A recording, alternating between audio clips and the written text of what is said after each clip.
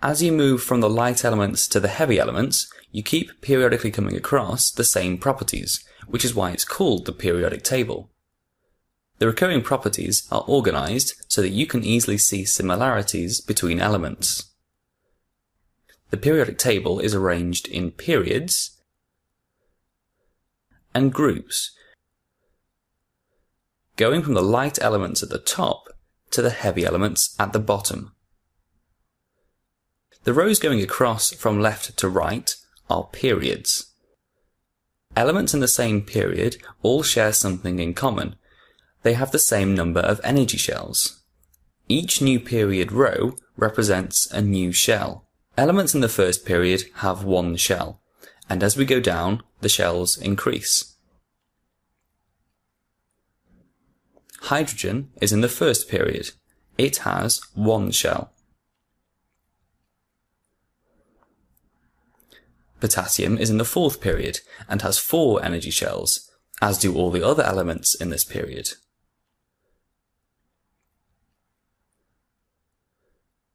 The columns going down from top to bottom are the groups.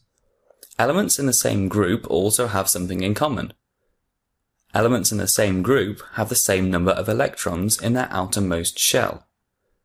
The electrons in the outer shell are called valence electrons. This just means that these are the electrons available for reactions and bond formation. The number of electrons in the outer shell governs elements' reactivity, which is why elements in the same group have similar properties. The group number can tell you how many electrons are in this shell. For example, let's look at group 7. Fluorine, chlorine, iodine, bromine, and astatine. They all have 7 electrons in their outermost shell and all exhibit similar chemical characteristics. The properties show a gradual change going down the group as we go from period to period.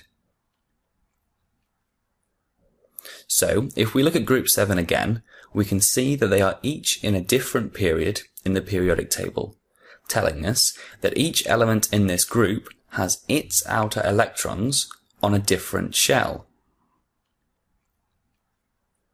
So, chlorine is in group 7, period 3. Therefore, it has 3 energy levels with 7 electrons in its outermost shell.